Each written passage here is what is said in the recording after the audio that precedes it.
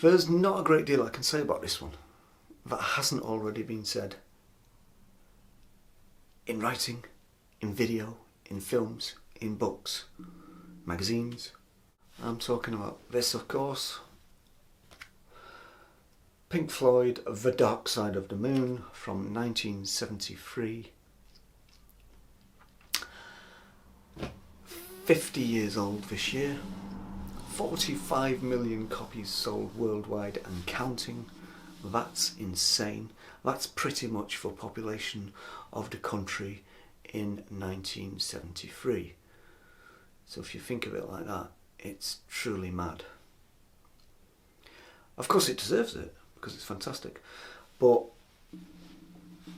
the way I would approach this little video is basically just to talk about my history with the record.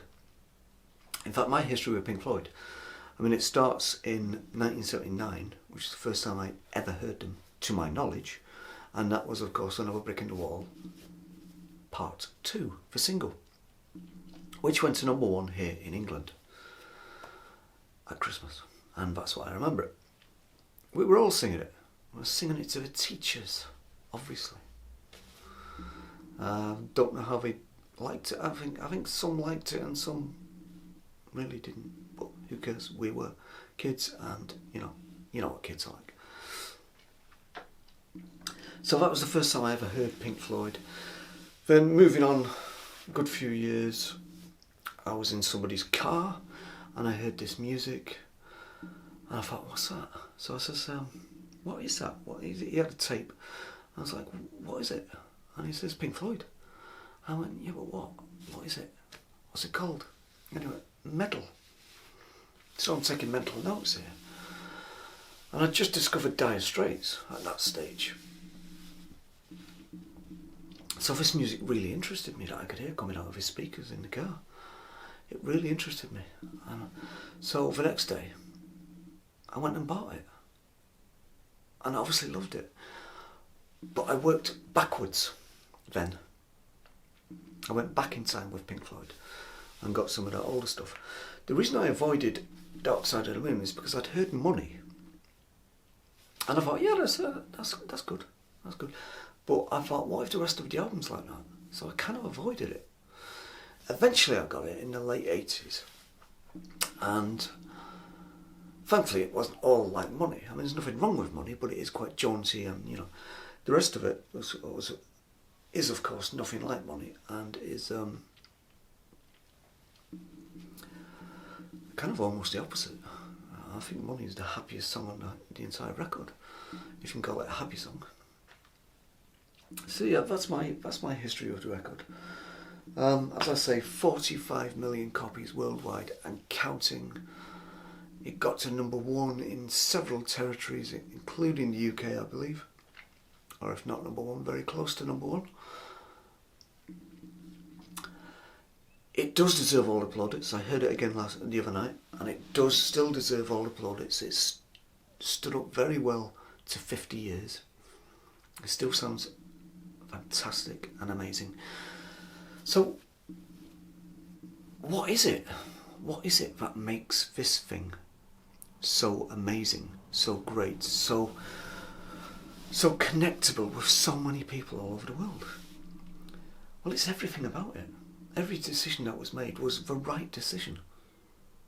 Everything that they decided to do on this was correct. There's nothing bad about it. And of course the iconic artwork helps too. But every tiny decision that was made was correct. It's as simple as that. But if I had to pick out one thing, just one thing alone, I would say the vocal performances on this record from everybody, and I mean everybody, even the little voices at the beginning and the end, are superb. Without that, without such strong performances from all the vocalists, from Gilmour to Clare Torrey to everybody, you wouldn't have the same record at all. And I guarantee you it would have not been anywhere near as successful. Absolutely not. So, Have you heard this record? You must have heard it. If you haven't, you've heard bits of it. I would sit down today and put it on and just revel in its brilliance 50 years later. This record is the only record that I've ever heard anybody talk about in hushed tones. Almost like it's a guilty secret or even a mucky secret. That's the kind of reverence people have with this record. And I think that's because a lot of people who own this don't like Pink Floyd or rock music. They like other stuff. But they have this as well. It's the outlier in a lot of people's music collection. Now that says something. It really does say something. And so they talk about it in hushed tones like it is a mucky little secret. Well, I think that's great. I think more people should have this mucky little secret in their lives, if that's how they feel about it. And I think some people do feel that way about it. So have you got a mucky little secret called The Dark Side of the Moon? If this type of music is seen by the general public as a guilty pleasure, a naughty, almost like a deviance away from what you'd normally listen to, then again, I'm glad I have many mucky little secrets in my collection, because this is the kind of music I am drawn to. So, as I say, that's all I can really say about this record that hasn't already been said. You've got David Gilmour, you've got Roger Waters, you've got Nick Mason, you've got Rick Wright.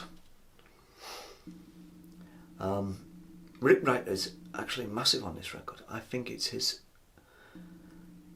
finest hour on this. He is brilliant on this, with his various assortment of keyboards, including piano. I think he's absolutely superb on this. I think this is his tour de force. Genuinely. God bless him. Good old Rick Wright. So, if you have heard it, is that how you feel about it? I bet it is. I bet that is how you feel about it. I don't want to talk about this too much in public. I don't want people to know that I've got this and that I like this. But you love it, don't you? Of course you do. So that's Pink Floyd, The Dark Side of the Moon, from 1973.